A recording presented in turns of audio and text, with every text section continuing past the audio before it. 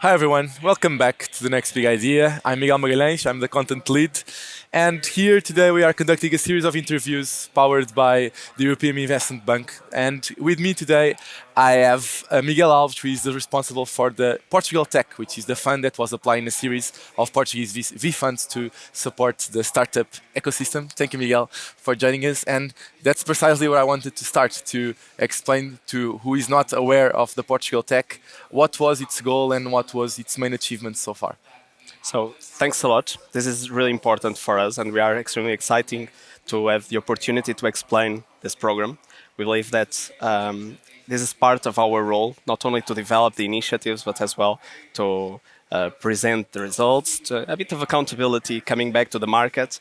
And 5 years after the launch of Portugal Tech, we are really proud of presenting some of the first results. Well, we'll have more companies, we'll have more funds, but we already have a number of results that are worth to discuss.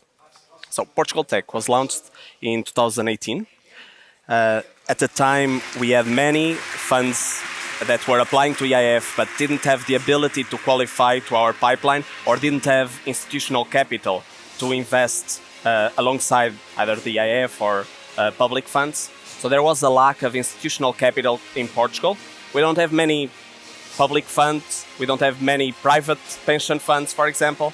So we knew that there was a need to intervene in this specific market. We work at European level, but often we look at market gaps, specifically in some countries, where we see that there are opportunities, but for some reason the infrastructure is not yet there to fund these opportunities. And in those situations, we challenge sometimes policymakers, the governments, to define specific programs to address those market gaps. So Portugal Tech at the time was a partnership between Banco de Fomento on behalf of the Portuguese government and the European Investment Fund, and on behalf of its own investors, European investors, the bank, the European Commission. And the idea was to bring together about 100 million of national and European capital to invest in the startup ecosystem through venture capital funds. We didn't want just to invest in kind of mainstream VC funds. We were also looking for technology transfer, potentially impact, climate, and in a way also biotech. We are very happy to see that we managed to address some of these segments. Yeah. So, yeah, this is, I think, a success. And it's been 5 years from since the first year of Portugal Tech. What is kind of the evolution that you've seen and the trends that left you more excited about the growth that the ecosystem did?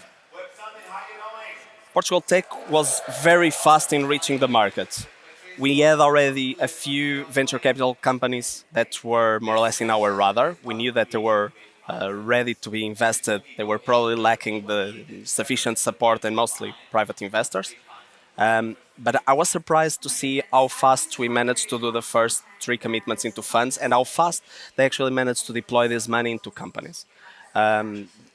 There were many good news to Portugal in the last few years, since 2018.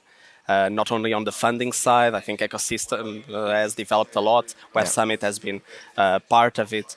The government had put the startup agenda on top of priorities. Yeah. And this is probably one of the reasons why we were able to find so many startups, investable startups, and our funds are actually working very well. They are very resilient. They have managed to go through this period that is a bit more difficult in a very successful way, so we are positive about the ecosystem. What were the VCs that you decided to support, and what kind of the factors that you really paid extra attention to in order to validate the investment and the bets that you were placing in these VCs? We managed to invest into some of the most successful teams in Portugal. So Indico, Armilar, and Faber was like the first batch. And more recently, we even have managed to identify a team that is working on the biotech space, that is Biovance. We have just committed to them earlier this year. And it's going to be the first fund in investing from Portugal into health and kind of pharma-related early-stage companies. So these are the teams, these are the players. The reason why we invested in them is that they have significant knowledge about the ecosystem. They have very good experience, so they have good track record. Some of them they well, actually, all of them worked together in a different setup before we invested, and then they challenged themselves. They also took this initiative. They took the risk to create a VC of their own, and I'm very proud of seeing that the European Investment Fund, the Banco de Fomento, Portugal Tech, was part of that success story. A lot of the role of IF and an initiative like the Portugal Tech is actually to bring the European experience and what through an initiative like Portugal Tech you can apply some practices to the Portuguese ecosystem. How has been that relationship in your opinion, and what are some things that policymakers can pay attention and can further explore or implement in the Portuguese ecosystem, not only to simplify the lives of VCs, but ultimately the lives of startups and projects that are trying to get investment to scale their businesses. A very good point. I think people sometimes don't realize that there is a big infrastructure from the European capital, the place where policymakers take a decision about the main priorities of Europe, and the moment when a startup is invested at the bottom of the pyramid. We we try to channel this in an efficient way, and sometimes we try to bring some private capital, some private experience. Our role is to bring private investors alongside the IF, Yeah. right? And one of the important KPIs that we have is how many euros of private capital can we actually mobilize for each euro of public money? Yeah. Because public money alone will never fill in all the gaps. So what has been our value added during this, I would say, 5 years of experience with Portugal Tech was to convince private investors to come alongside us, to tell them that we are giving a signal of trust from an European institution that has a whole infrastructure to assess, monitor, to draft contracts. And this gives a lot of credibility. This gives credibility not only to local private investors that come alongside, but also international. And in terms of fundraising, that today is a big issue for many VC funds, I think the AF brings a lot of value added that is not just the capital, but also this signal. 2023 has been, as you were just mentioning, a really tough year for not only, for, of course, for the VCs, but for the startups that were trying to fundraise and probably didn't get the rounds that they were expecting to. How do you feel about the role as of an initiative as Portugal Tech, but other initiatives that IF has throughout Europe to kind of provide some confidence in the next year to kind of recover from a year where there wasn't so much capital available? Of course, there are a lot of factors that are not only dependent on the IF for the money that's available, but how do you see 2024 in kind of a recovery stage for the VCs and for the startups?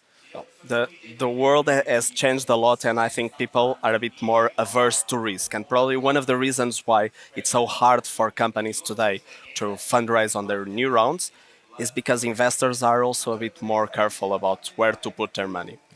I wouldn't say that there's not enough money available to invest in, especially in Portuguese startups. I think there is still some firepower Yeah. to invest. Funds have money. Probably now companies need to be a bit better Yeah. than, and the number of investors that are willing to do a first ticket are not as many. But still, Portugal Tech still has funds under, for example, BioVance was just invested. All the money is available for the specific segment of biotech. So the money is there. And I don't think one of the advantages of having this kind of programs like what we call fund of funds is that we can invest throughout the cycle. Yeah. We are not just there when there's a lot of money available from taxes or when governments really see the startups agenda very high in their priorities. Yeah. We are there throughout like 5 to 10 years, and in a way we can follow the development of an ecosystem. Now we need to have more programs like this. I know that Banco de Fomento has a very important program right now funded by the Portuguese Recovery and Resilience Yeah. Plan. I hope that this program is able to give the boost that the ecosystem still needs, and I'm really hopeful that we can continue partnering with them because they are our best partner on the ground. They know the needs of the ecosystem, and we are there to bring them capital and a bit of expertise if we can. Final question.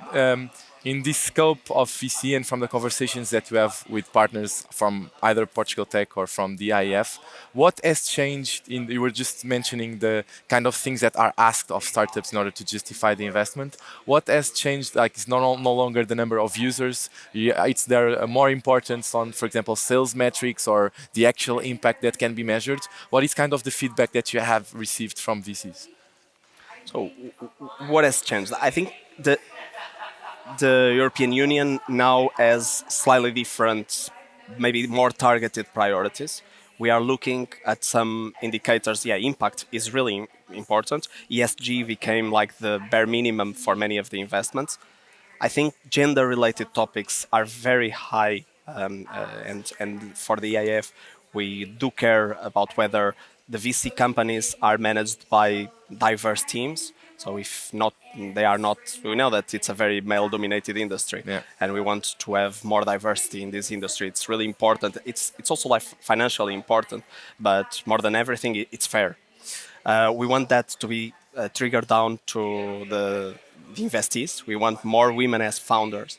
And then there is a topic that, okay, besides AI, deep tech, all these topics have been there. And we are very strong investors on those priorities. But I think climate is the future.